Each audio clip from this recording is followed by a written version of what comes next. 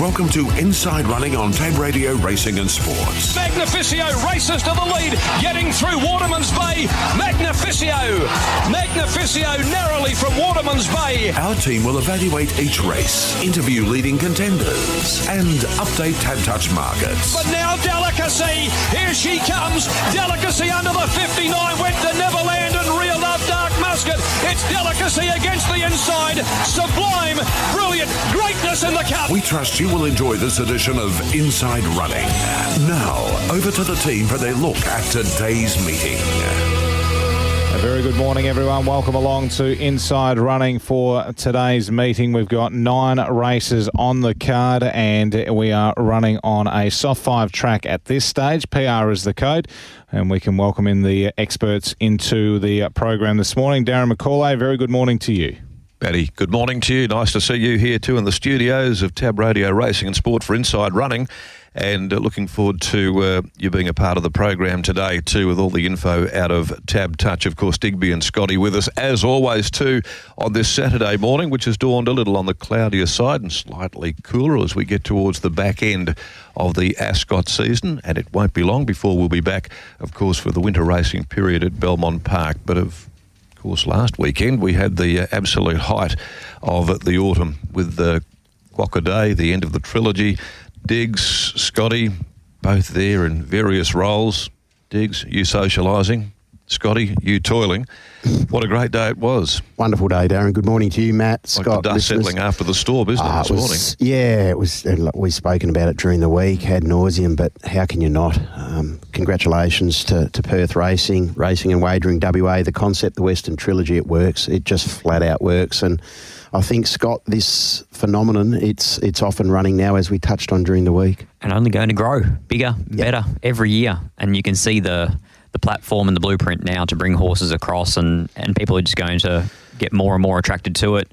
If you take the aside from Quokka Day and you look at the Nullarbor and you watch the Fremantle Cup last night, like I'm sure Matt and many others did, same horse. And you saw Hector Fawley, who won the Sandgroper on last Thursday, so 9 days ago now, goes there during the week, runs particularly well. And I think also now WA people will watch Overpass closer than ever before, because they've seen him in the flesh. They've seen him come to Perth, win a Group 1, win 2 Quokkas. So wherever he steps out next, people will go, I was there, I'll watch this horse. I might have an investment on this horse. I've got an attachment to him. I think he's been stamped as a bona fide Sandgroper now, hasn't he? Yeah. Overpass. Then a great night at Gloucester Park, of course, with the running of the Fremantle Cup, Catch a Wave. Been a dream week for the connections there, Matty. Yeah, absolutely. And the big thing the big takeaway was that Kate Gath, who drives the horse, she's won a Group 1 in every state that she could. She was actually scared to come to Gloucester Park because the Eastern States Raiders don't get treated very well by the drivers over here. But she's been able. Well, they realise what competitive driving is all about. Exactly at right. Gloucester Park. But she's fit in perfectly, and she drove really well again last night. So I think they'll be coming back again, and quite happily. Yeah, well done to Andy and Kath. He's one of the really good guys of any code that Absolutely. You're involved with. Andy Gath, had a bit to do with him over the years, and he is one of nature's, that's for sure and certain, from the great Gath family in Victoria. Well, we've got the Sheila Gwynne today, and only a small field there. We've got the 7 mares that will do battle. Scratching of Admiration Express this morning. So that takes away a little bit of star power to this race, in saying that we do get laced up hills, and we do get to see Baby Paris, who last time she was at 1,400 metres at Ascot, she won a listed race. Absolutely. So no lacking in quality there, and I think that Sapphire Street adds a really interesting dimension as well to this listed Sheila Gwynne Classic. There are only 2 scratchings for the meeting. Very, very light on, which gets underway at 11:54 this morning. It will be a good 4 track, and the rail at 5 for the 9 races.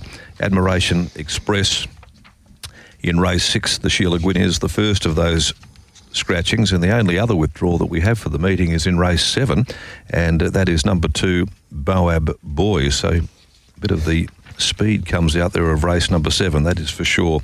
So just the 2, all riders were as published in the guides for this particular meeting. Scotty, you've got something late. There is one more scratching. Holly Watson will be a scratching from today's meeting by the looks of it. Just coming out now, is she? Coming off her rides. All right then, so we'll have the list of riders there to replace Holly some breaking news there. The first of hers was in the opening event for Mitch Pateman, chest out swagger in race number 1, but there'll be more to come there in regards to Holly. That's the breaking news here as we go to the first break. It's 8 minutes after 8 o'clock on Inside Running. Back with more right after this.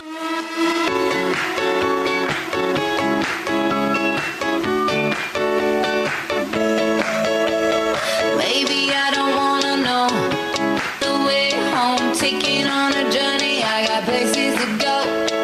Wanna chase a miracle. It's possible. Great to have your company on this Saturday morning from Tab Radio. Inside Running, and we're previewing the Sheila Gwynne Classic today with the fillies and mares, of course, in the spotlight. The first event, though, we kick off with an AM commencement. This is the C Corp Plate. The 2-year-olds are going to be running, and at 11:54. A rider is to be declared for number 5, chest out swagger there, Matty. What's the market looking like here in the first? Siren Assault is your favourite, Darren, at $2. Number 2, Battle Commander at $10. 3, Show the Way, $9. Number 4, Calling the Shot, $71. Chest Out Swagger, $31.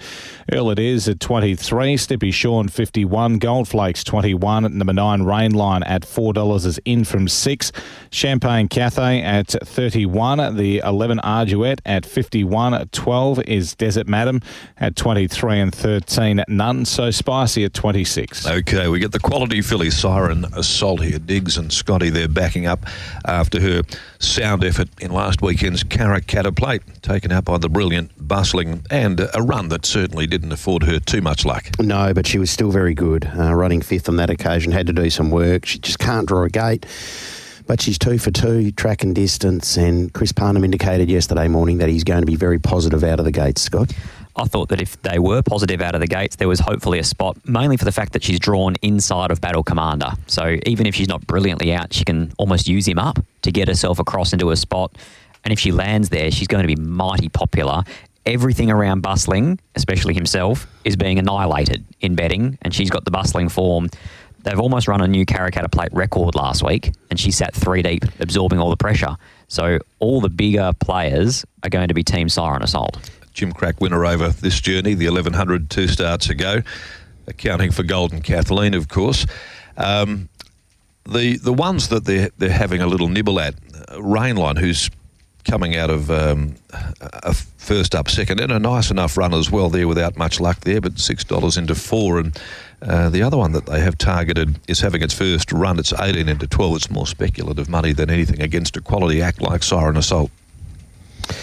Yes, look, I thought... Ambitious to take her on? Oh, yeah, it is. I thought maybe, given what we saw from Champagne Cathay, that she'd probably have to breeze here. Like Champagne Cathay just pinged the lids the other day. I'm not saying Siren Assault's tardy away by any stretch, but I thought even if she does get to the breeze, she's rock hard fit. Clearly she's come through that run in good order, and she looks your perfect 2-year-old. She jumps, she runs, she does everything right, and she can absorb a little bit of pressure. All of those elements added there. Really, I think it's a case of just being able to handle the backup on the 7 days off that run last week that would, at least to me, Scotty, think that it's the biggest danger, the backup. They did it last year, as in Sean and Jake Casey. Siren, they did. Last year, Snow Prince backed up off 7 days out of the Karrakatta and beat Auspicious and Bondi Plunge. So they've done it previously. They're following the same profile with her. 1 Siren Assault, 9 Rainline, sat 3 deep the trip on debut and never gave it away. I thought she was excellent. 6 in Earl It Is out of the trials. Trialled in a set of shades. Looked like a good trial as well. And 3 Show the Way, who got the job done over Battle Commander last start, and looks as though the step to 1100 metres will be, well, suitable for him, and he can take cover midfield in what you'd imagine is a pretty genuinely run race. 1, 9, 6 and 3. Okay, that rider for chest out swagger is Lactar Rumley. Okay, so Lactar, Lucky goes on to chest out swagger here in race number 1, the first of the changes. Siren Assault there for you. Lock her in. Copy and paste. Scott's 1963. I thought the trial of Earl It Is was good. He covered the ground nicely. Looks a big scopy son of Bondi. He rode the speed. Now he's got to go there today and do it against horses. A lot of them have already had some race experience, but I thought... To a very big price, I might say. Yeah, $23. Absolutely. We're all including it. Yeah. Oh, look, but Siren Assault, she gets to the spot all over the speed where she should either leads or breezes. I think she's awfully hard to beat. 1963. Might be one of those 30%, 70% style of investments. Maybe for early years, I'm with Siren Assault. We make it unanimous in race one. Rain Line, loved everything we saw of that filly. With her first up performance, was very good. 6 Earl it is. I'll include Battle Commander, who's hardly put a hoof wrong. It's got the speed to come over there and park right on them, so I'm going to include Paul Jordan's 2-year-old there in my pick 4. 1, 9, 6 and 2. Matt, to race 1. 1, 9, 6 and 2 for Darren, and 1, 9, 6, 3 for Scotty and Digby in race number 1. On to the second event on the card, and we have got the Tab Touch West Speed Platinum Handicap, 1,000 metres the trip. And number 1, Smoky Mountain, $9.52. Bred to Flirt, $8. Number 3, a Go-Go Grommet, $4.80. 4 City Angel, $6. 5 Kripolenko at $5.50. Star Power at $4.20. Platinum Class, $5 and $23. Outsider of the field, Just So Sassy. It's a West Speed Platinum Handicap race number 2, and that invariably means they're open affairs, and this is certainly no different. I don't think there's a right or wrong way to go in this particular race, and it's interesting to see that Neville Parnham is going to bring the grey mare Star Power back to the track after running on Anzac Day there, where she missed the kick, got no luck, and went down as favourite there in that race at the hands of Zangief. You love a horse on the quick spin, Scott. What do you do with Star Power? Well, you see it more often with the longer distance horses, a mile to 22s. You don't see it a lot with the sprinting types. You have to put her up the order because she was excellent on Wednesday, and the form from her prior runs held up because Dance Boss toyed with them at $1.50 during the week. And she's got a little level of versatility. She doesn't need to lead to win, and it's probably important in a race where there are so many horses who have got speed. There is speed on speed on speed here. Everywhere you look, isn't it? City Angel, Star Power, Just So Sassy. Just So Sassy's quick. Flies. Yep. Smoky Mountain from gate number 1 can hold a spot there as well. And because of that, I've gone for a horse who hopefully can stay and touch early doors and then be strong late, that being Bred to Flirt. I think the small field suits this mare. In the most recent effort, she was just unable to build momentum when Brad wanted to. Through no fault of his, he just was unable to get the clear passage. And I'm thinking the small field, within touch, claim, Luke Campbell back in form. I thought it was a suitable each-way assignment for Bred to Flirt. As I said, really, I think going into this race, Diggs, there isn't a particular right way or a unerring wrong way in which you're going to be selecting. I think if you like one at a bit of odds, and that's the race, I guess, has sort of turned out to be. It's value everywhere, really. If you find the winner, you'll get a bit of bang for your buck. Scotty? Might play the get out of jail free card here and move on to the third. I didn't really have a firm grasp on this. I went with Platinum Class because she could sit off them and make a run at them if they do paddle late. 6 Star Power off the 2 days, 5 Kripolenko. They went too quick 2 starts ago and he was the beneficiary. It's a pretty similar profile of race. And 3 Go-Go Grommet, but I was scared that he might be 3 deep. 7, 6, 5 and 3. It's interesting one, Go-Go Grommet. There hasn't been at the trials, but from behind the scenes, I'm hearing through reports that this horse is going very, very well for the Tiana Robertson stable. So you've gone with Bred to Flirt? Yeah, I have. You're loading up there? Yeah, look, it's been a little bit easy in the market, understandably so, given where she's going to settle in the run, but her best is good enough to be very competitive in a race like this. So happy to be with 2 Bred to Flirt from 6 Star Power. Respect the fact that she's here again off that run on Thursday when she wasn't afforded a great deal of good fortune. 7 Platinum Class and 3 Go-Go Grommet. 2, 6, 7 and 3. Yeah, different again here for me. I'm with 5 Kripolenko, lightly raced 4-year-old. I think back to the thousands, the sweet spot with that speed on. Just getting a lovely run. Those performances at Pinjarra, both from the negative side of the track, drew 4 and 1. And still ran terrific in defeat there before that West Speed win over the 1,000 metres with 55, I know. But it was the enchanting sound form. I'm giving it an excuse last time and a forgive, and thinking that maybe the pattern of the race could suit Kripolenko. So it'll be 5 for me. Star Power clearly had the wind taken out of the sails for punters, at least when it missed the kick on Thursday, so hopefully it's not going to be as tardy coming away from the gates on this occasion. 4 City Angels one here that does go very well fresh, and I'm going to include her back with Jace Buckley, 7 Platinum class, bit of a non-winner, 1 from 19, but you know what you're going to get, placed at 10 of them, so it's thereabouts. And then, of course, consideration given to your on-top pick, Bred de Fleur, Go Grommet and Co. It's just one of those type of Westmead Platinum races, typical of them. 5, 6, 4 and 7. Everyone with a different view, Matty. Yep, 5, 6, 4, 7 for you, Darren, and then 7, 6, 5, 3 for Scotty, 2, 6, 7 and 3 for Digby as we move on to race number 3. This third event, it's for Glenroy Chaff. It's over the 1,000 metres, pay 1 2 only. We will need a new rider for Brave Strike, nothing in the system as of yet. Number 1 is Storm Commander 17, Madam Kisses 11, 3 Avoidance 23, 4 Barney's World at $2, Hang Glider $4.60, Brave Strike $4.80, and Catch the Red Eye is really the only one that has moved. It's into $7.50 after opening at 12. Benign betting as far as the third is concerned, but nothing benign about Barney's World, the way that it's come up this preparation.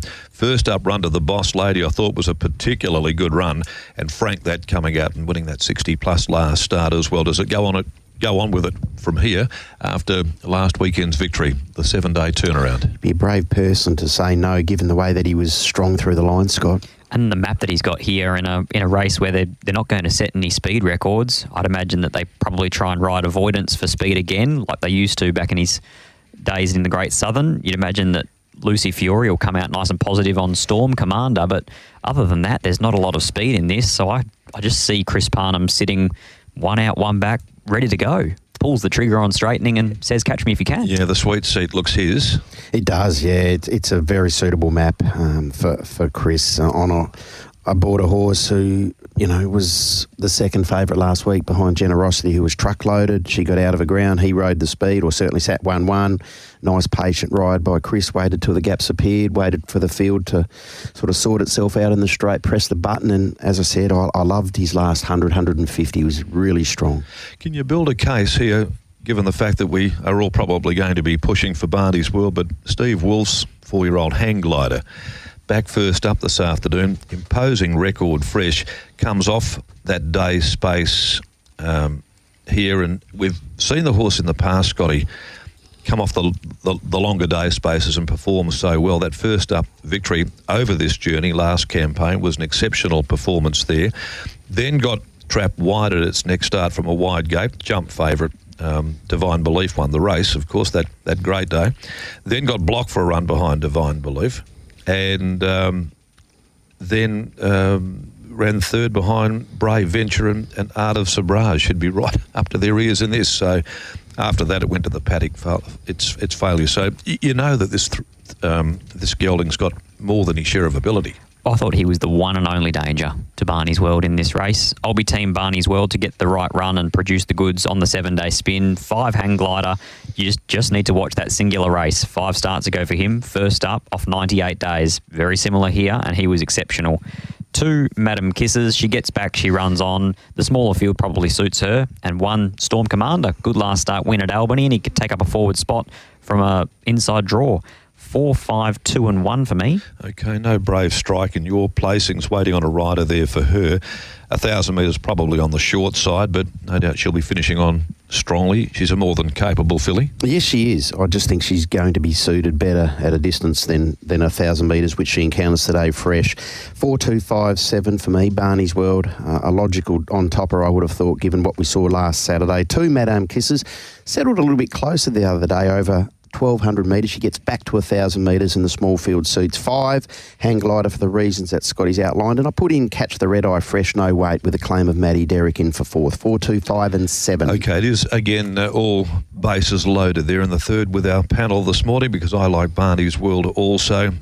Maps to get a beautiful run here from the draw, and on the strength of what we saw last weekend, the progression that this 3-year-old is making, he'll be awfully hard to beat there. Hang Glider, the danger to it though, and I will include Brave Strike. Look for her possibly running on late. Madam Kisses again in this smallish field there, suited. 4, 5, 6 and 2. And Matt, after we recap, then we'll take a break on Inside Running and be back to look at the next part of the program. Okay, 4, 5, 6 and 2 for Darren. Scotty with 4, 5, 2 and 1, and Digby with 4, 2, 5 and 7. 4 across the board after the third. Races 4 through 6, the other side of this break.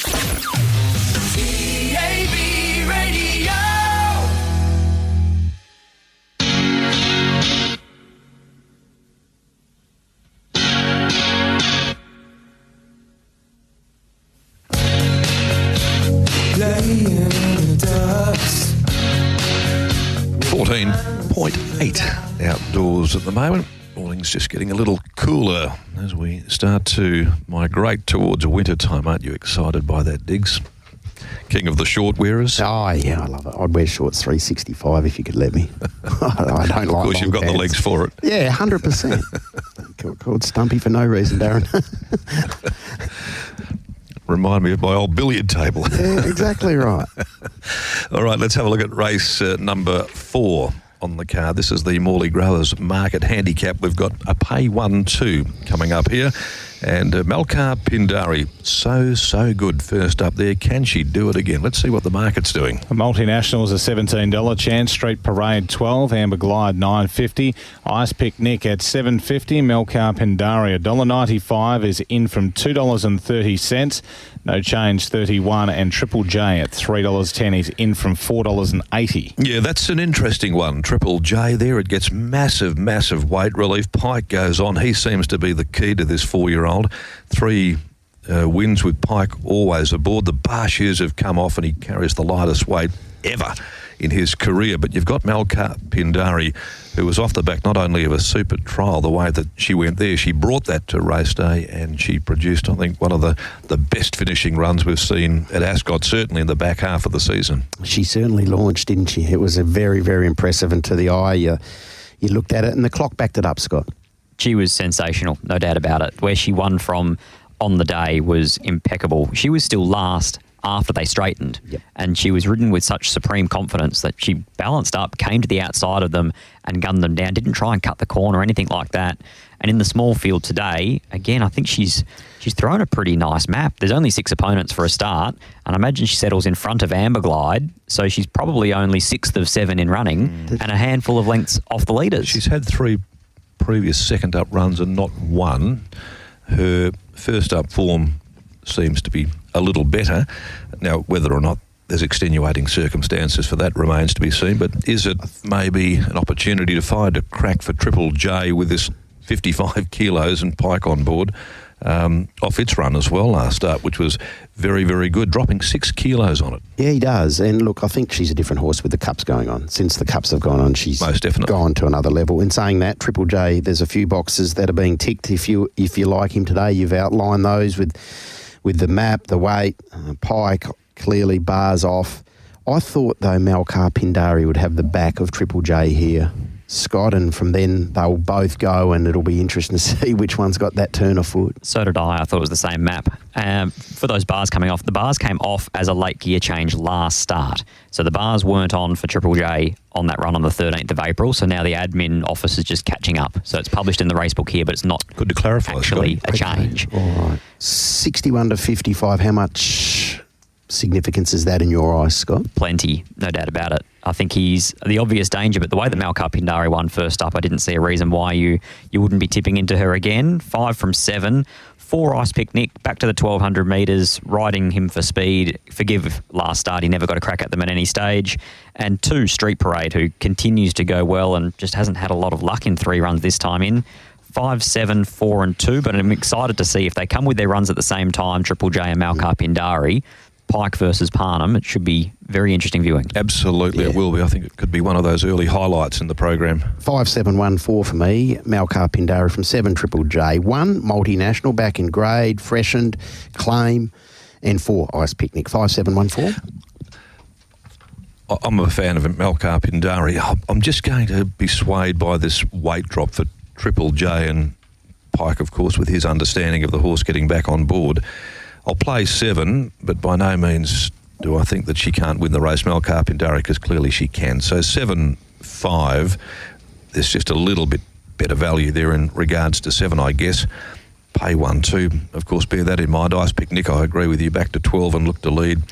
Definitely in the mix. The other one I'm going to probably at a bit of odds there on a freshen up off 35 days, because it seems to go better with a freshen from the Parnham Yard, and that's multinational. It did beat Ollie's Choice on return, went straight to the Bunbury Stakes and didn't fire second up at the 14, and was beaten 3.5 in the Grandstand Cup at its only other run before the little freshen. So it can go there from gate 1 into my 4th box in the pick 4. 7, 5, 4 and 1, but that's a really good clash, Matty, in race number 4. 7, 5, 4, 1 for you, Darren, and Scotty with 5, 7, 4, 2, and Digby 5, 7, 1 and 4 in race number 4. On to race number 5 on the program. This is the PKF Perth Handicap. 1,600 metres the trip, no scratchings. Fly with caution. 310's racing really well. 330 to 350 now. 310. Miss Rockjoy at 19. Cool Memory at 10. 4 on Patrol, $3.90. It's in from a top quote of 5. Happy as Larry, 19. New Music, $5. Bondi Plunge, $5.50. Right to Silence, $34. And Warrelly Lass at 19. Okay, well, Scotty, 5 of the 9 runners met at their last start. And reviewing it, I thought New Music was one of the more luckless ones. Appeared to be. You can make the exact same case. Bondi Plunge, 3 deep the trip, her last 2. Correct. On Patrol, definitely going well enough to win this. Cool Memory didn't get the rub of the green, I didn't think either. And then you've got Fly with Caution, who comes back to take on his own age group again after demolishing the older horses last start. No knock, but 60 at 1,600 first go. That'll be interesting. It will, but boy, oh boy, he looks like he's got some upside, the horse. He's come back in excellent order, and to be fair, throughout his whole career, he's been pretty consistent. There's a lot to like about him. The 60's a bit of a steadier for me. He does rise the 4. Competitive race, good race. I love the effort of New Music most recently. Just didn't get a lot of good luck. I think that gate today in this field, Scott, works in the favour of William Pike. I really do. I got, in a lot of ways, sucked into her as well. It's the old, was she going as well as what she looked? You'll never know. It's trust the eye. She looked like she had plenty to offer. And then you've got to measure up to the weight of the performance at Bondi Plunge. I know going to a mile, but 3 deep, no cover, and not just no cover, outside the speed, no cover. And just still right there, grinding it out to the finish. I thought that she was awfully brave in that race, and her form has been very hard to fault. And the thing that I take into consideration too is the 2 that were inside of her were Stylish Lord and Influencing, who are both very much informed types. Yeah. And Stylish Lord did beat New Music home. I know New Music had no luck last start, and you can sort of say, well, what weight do you put on that? Should it have finished closer? How much closer should it have finished, Dig? So, you can sort of throw it up in the air. And she's a very consistent filly, Bondi Plunge, but I find her a hard one to put on top. I normally steer clear of her just because of her record. Yeah, you can take a set against one. I mean, not you specifically, but any of us can take a set against one. And for she's reason. one I've normally pushed to the side. Okay, well, clearly you're pushing her aside there. New Music, making a case I like for. Proven at the trip, and I just think she's building. The last 2 runs have been good. Stylish Lord found the top 2 starts ago, and she chased hard. She was never going to catch him. And then most recently, to my eye, and you never know, as Scott said, it looked like she had plenty to give. Had she seen clear air, I think she might have been right in the finish.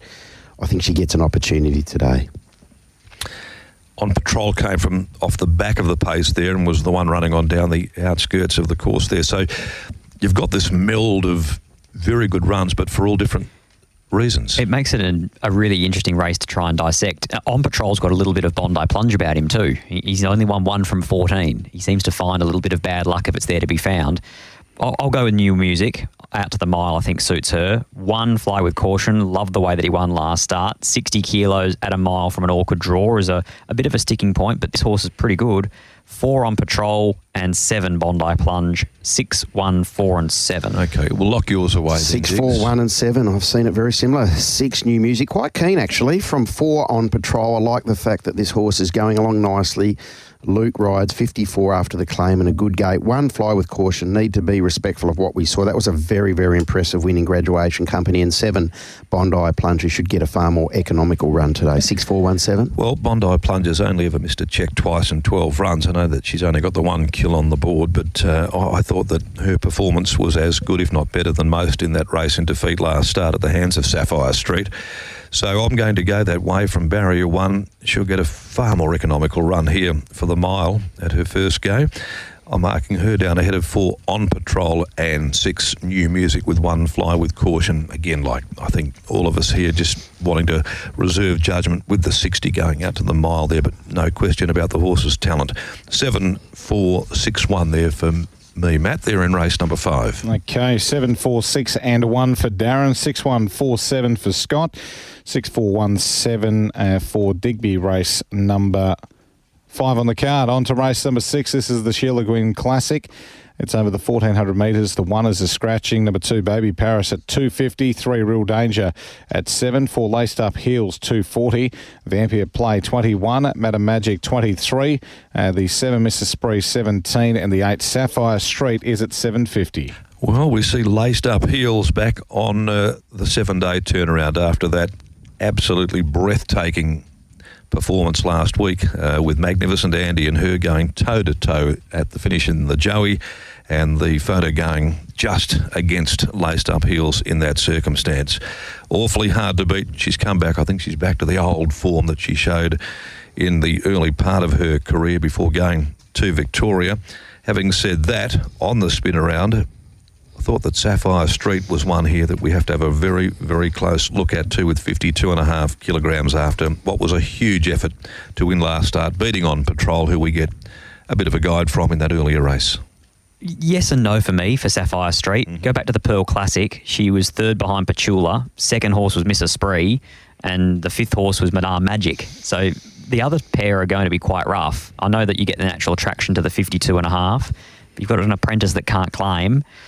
I'm going to side up with the proven form, the Laced Up Heels form, the Baby Paris form, and I'll see how Sapphire Street measures up at this level. I'm going with Laced Up Heels off the 7 days. The last time she backed up off 7 days was when they sort of spun her around in a 1,000-metre race, got the job done, and then after that they went to a Burgess Queen and they beat Amelia's Jewel. Since she's been back, she's carried the 60 to beat Saloon Bar home, who ran out of his skin in the quokka. She then's nailed on the post behind Magnificent Andy, carries the same weight at set weights and penalties today as she did last week at weight for age. She has to be hard to beat for mine, Laced Up Heels. Absolutely. That being said, Baby Paris is always hard to look past. And Baby Paris finds the top here. There's not a great deal of tempo, I didn't think. Real Danger probably At 14. inside of her. She'll go forward, but will she want to retain the lead? Does she allow Troy Turner to come over with Baby Paris? Mrs. Spree will probably go forward and try and find a spot nestling up there over the pace. Yeah, I just thought Mrs. Spree and Real Danger at 14, do they want to do that when you've got a horse like Baby Paris? And you go back to that Jungle Dawn when Peter Nucky fired her out, rolled her along, and she was really strong at the back end of it. So I think Troy will be positive here, knowing full well that she's had a run under her belt. She gets in this race, no Admiration Express, so she'll jump from 7. I think it's a wonderful chance for Troy to be proactive. I think she's got a great opportunity, Baby Paris, but I've got to stick with the Laced Up Heels on what we've seen so far in those 3 runs in the campaign. 3rd in the Bluff Knoll, got a victory over a very much informed horse in Saloon Bar next up, and then beaten by Magnificent Andy, who got the best rails run you've ever seen in your life to clinch the Joey. So 4 for me, but big query Sapphire Street. The 52.5, you're right. I think you've read my mail very well. The fact that the 52.5 becomes awfully appealing, and the fact that it's been in good form, consistent form last start win, going into this smallish field. I know it's a race where apprentices can't claim, but Luke's back in a bit of form at the moment. He is, yeah. So it's good to see. Yep. And Baby Paris, I think they're the trio ahead of Real Danger. 4, 8, 2 and 3, Diggs. 4, 2, 8, 3 for me. Laced Up Heels. I was with her last week in the Joey, and I see no reason to abandon her today on the quick spin. So 4 clearly for me. From 2, Baby Paris, 8, Sapphire Street, and 3, Real Danger. Okay, Laced Up Heels. Matty, we're all on board there in the Sheila Gwynne Classic, which is the feature race on the program. Okay, thank you very much. 4, 2, 3 and 8 for Scotty. We have got 4, 2, 8 and 3 for Digby as well. And Darren with 4, 8, 2 and 3 in race number 6. We'll take a break, and on the other side we'll come back with races 7 through 9.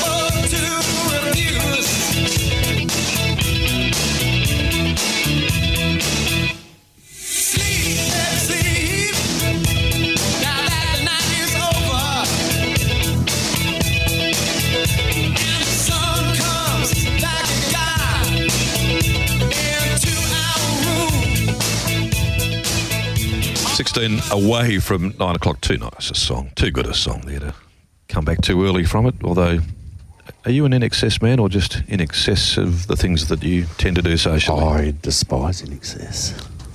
Do you? Oh, yes, you know that. I'm reporting Matt Young to HR for playing 2 songs this morning, and I think I've got a really good case. Nice wind up too, Youngie. Beautifully done. Beautifully done. Rud that was. Okay, whilst you're in such red-hot form on the other side of the desk with the keyboard there, let's have a look at the Bisley Workwear Handicap. Over the 1400, Boab Boy being the scratching. One of only 2 for the day. Yes, we've got Swim Through number 1. It's at 23. Number 3, Emerald Trader, 10. 4, Kicker Gold Sun, 16. 5, Fast Flicker, $2.50.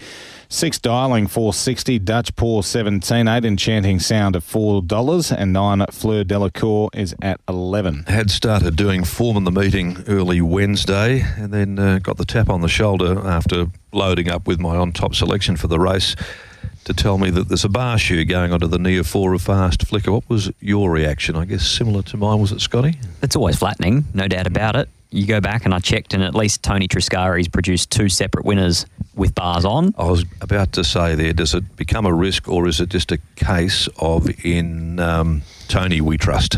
Well, in Tony we trust, end of conversation. The bars is always going to be that little nag. Mm-hmm. At least if you back her now, you can walk away with an excuse. Tony and his bar plates. Bloody Tony. He's got a lot to answer for that, man. Yes, he has. All right, the bearded burglar. I think, it's only right for the day for Paul Harvey too. They're putting in his cameo appearance this afternoon on Fast Flicker.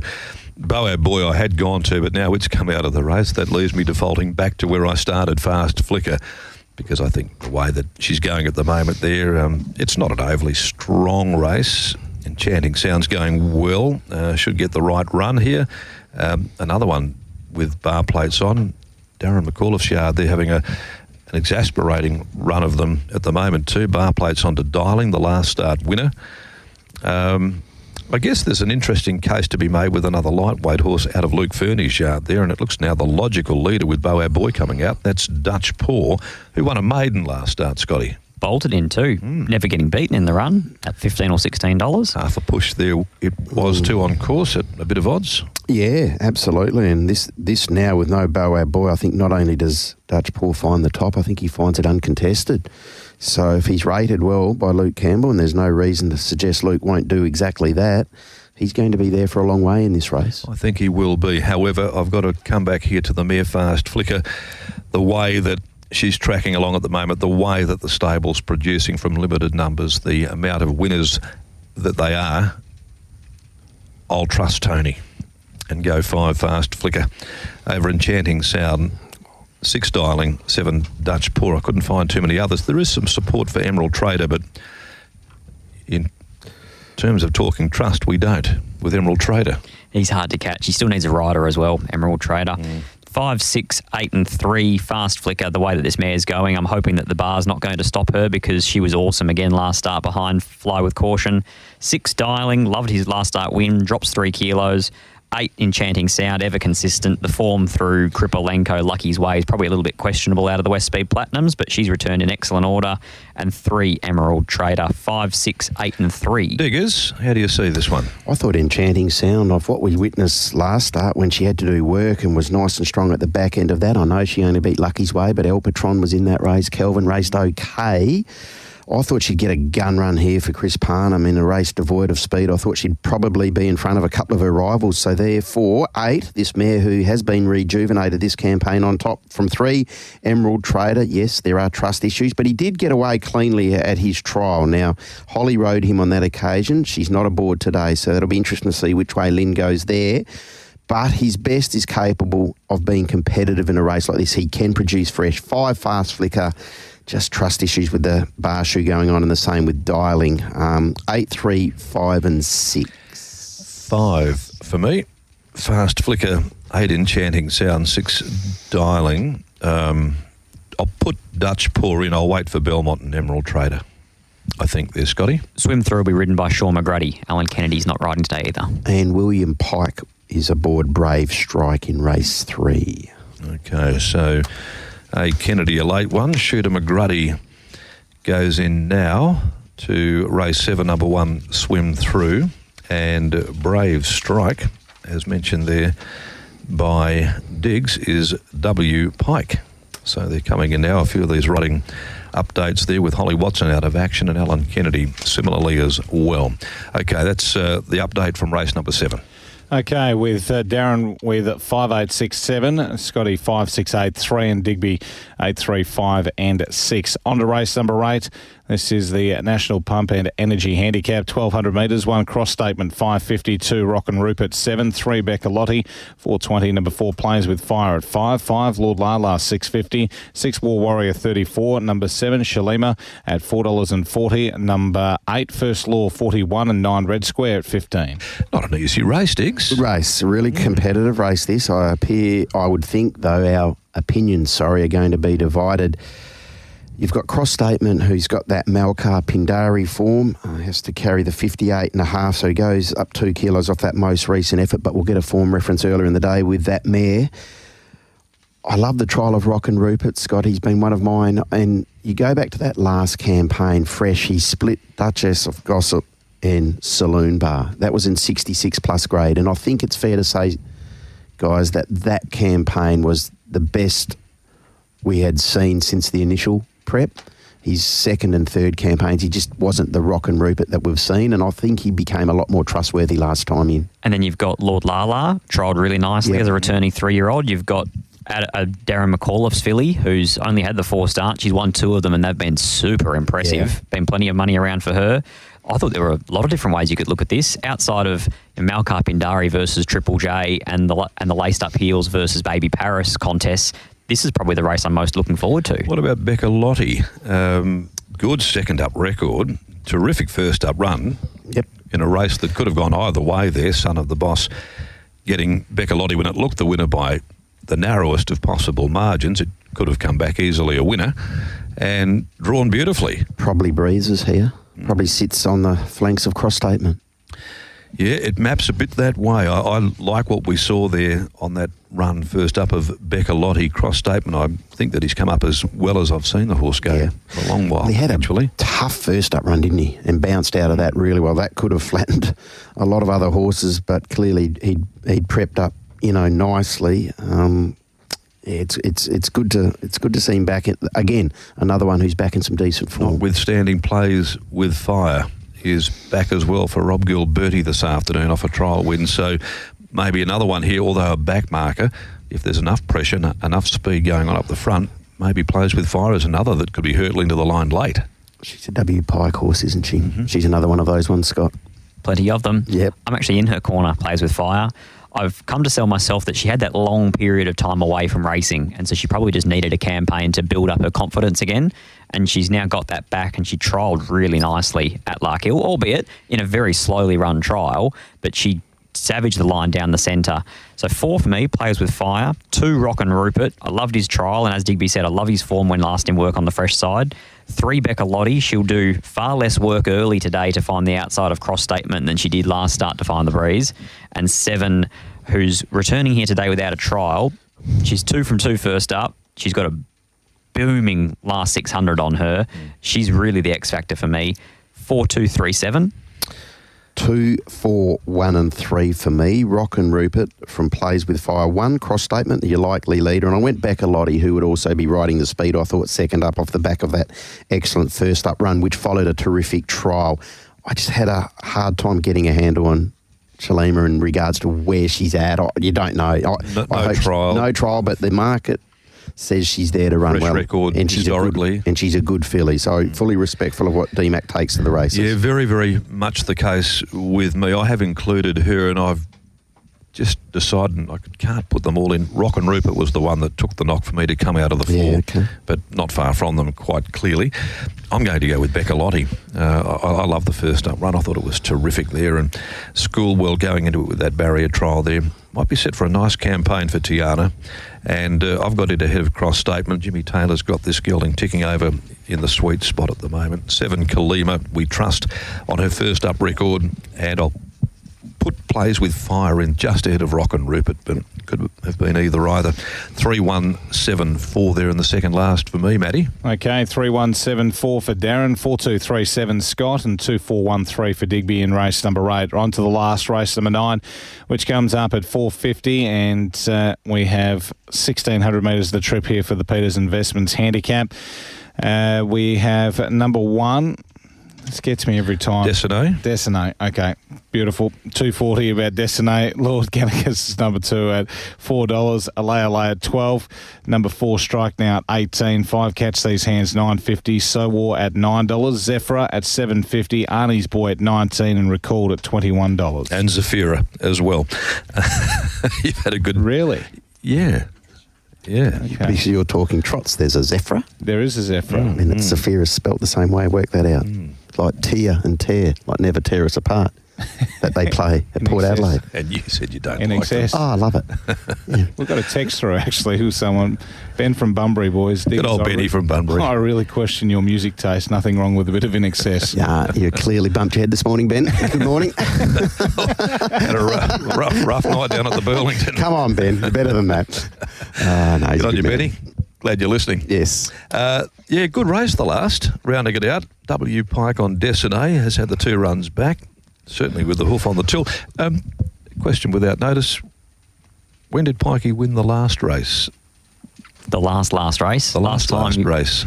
Ooh, a long time ago. It's a while back, isn't it? I know they didn't ride for some time, but it's been a little while. Yeah. Got so used to saying it. I was there Good Friday. He won Good Friday the last race, I'm pretty sure. Did he? Yeah, from memory. I'll double check that. But Thanks, buddy. You may have gone home after Buckets Ridge. Called it the last. Go to work. Yeah, I think that he can win the last here with Destiny. I really think that Geordie Rolf's got this horse tuned and ready to win. I thought that Beautifully drawn. Good tempo here, Scott. Decent enough tempo for sure. Yeah, I've sort of marked Lord Gannicus if it didn't lead LA might be the one to come out positively for Brad Parnham. I thought Lord Gannicus from the inside would be pretty keen not to get crossed, only because I'm not convinced he's got that pick-up sprint to win the race if they got crossed. So I thought he would probably hold Alay, and then they can roll along. But for me, everything points to Destiny here. He's got a barrier, 3rd up to a mile. He's got Pike on. Most of the field in this are back-marking, chasing types. He's going to hold a tactical advantage over them. The market's keen on him, 360 to 240. And you know he's going to be strong at the back end of a mile. Like some of these others, you're just like, okay, where are you at with your prep? 2 runs under his belt, proven at this trip and beyond. Yes, he carries 60, but he gets Pike and he gets a gate. And he's a very good horse. He's a winner. He He's is. 5 from 11. Yeah. He's been getting under the radar for a long time, but I think this is a great race for him. 1 Destiny, fairly keen too. 7 Zephyra, who was completely luckless in that same race. 5 Zafira. No, I like it's. Well, Zephyra. I've called it Zafira every start. Have you gone to Google? Yeah, it's Zafira. I checked it. Zafira. Yeah, it's We're a going with it. historical figure. I think she can run second. 5 Catch These Hands. Confident on the pronunciation of that. And 4 Strike Now. Also thought that there was a case to be made for him off the back of the speed from that first up run. 1, 7, 5 and 4.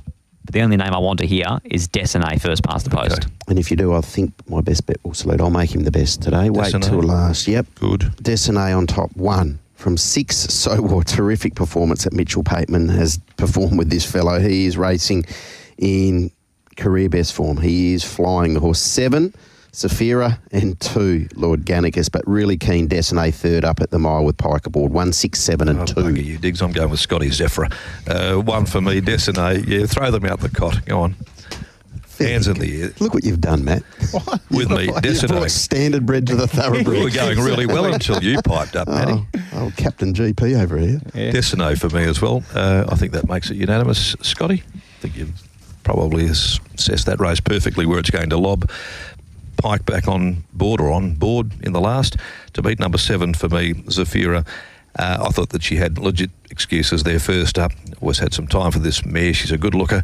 Number 4, Strike Now, I think can come forward second up as well, and I'll put 3 LA. Now, going to the mile here, this is a horse who gets tougher and tougher as the preparation tends to unfold. So, go that way. I'm going to lower Lord Gannicus just out of my top 4 there. Definitely think that So War's got undeniable claims, and Catch These Hands isn't the worst of them either.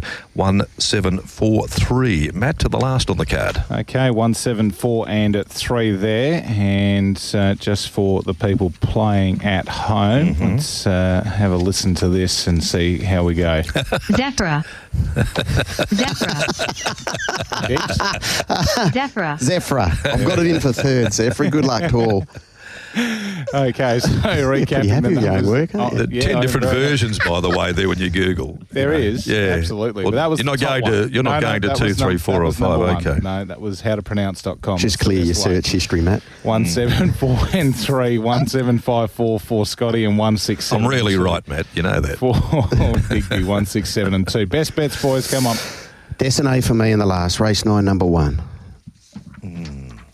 Destiny? Tony Triscari for me. Race 7, number 5. Fast Flicker. That's game. Bars on. Big trust for Tone. Tony saddles them. We back them. Okay, Yeah, he's then. flying, isn't he? A little short for me, Barney's World.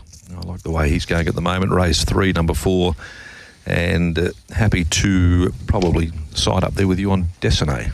Clearing up that very last rider too. Emerald Trader will be Jason Whiting. Okay, so we can go to race 7, number 3. 7, number 3, Emerald Trader, and put the fish, Jay Whiting, onto Emerald Trader in the Bisley Workwear. Thanks for your company this morning, boys.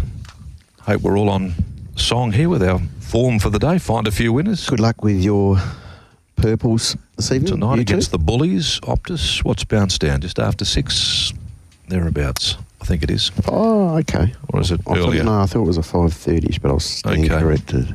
In the other tough game during the day, Bairstows or Chris Willis? The Blues or the Cats? Baggers for me. No Tom Stewart swayed me that way, but it's a good game, that one. It's a beauty. Yeah. Okay. Go the Cats. Sorry, Wes. That's our program this morning. Diggs, thank you. Enjoy Thanks, your Darren. Good day. calling. Scotty, see you trackside there. Matty, I'll be listening to you on the way back home. We've got an early start today, 11:54. As we progress now towards the winter period of racing, they'll get earlier and earlier, and an 11:54 kickoff today out there at Ascot. Now, this, I think, Diggs, is one of the last couple of meetings. We've got about 2 left to go, or 3 is there with a midweeker. You've got a midweeker next week, and then next Saturday will be the final meeting at Ascot for the season. Then we're back to Belmont for Belmont Sprint Day. Scott, is it May 11? 2 ahead of the schedule for me. I think it is. I think it's May 11, yeah. I might no. No, May 11 still Ascot. May 11's Ascot, May 18th. Looking much tidier too at the moment, I might say. Belmont Park, a lot of work has been done there, and it's certainly looking the part. Pike won the last on the 17th of the 1st. That was his last win. That was from Brad Short from Maylands. I was wrong. Good on you, Brad. Good Friday. Scotty's right. I did leave after the Mel Vista. And now you know how it feels to be wrong. So he's due. We'll have a drink Right. over this. He's due. All right, thanks for your time, boys, and we'll be back at around 15 minutes before the opening event this morning from Ascot, the C Corp plate to kick off Sheila Gwynne Classic Day at 11:54.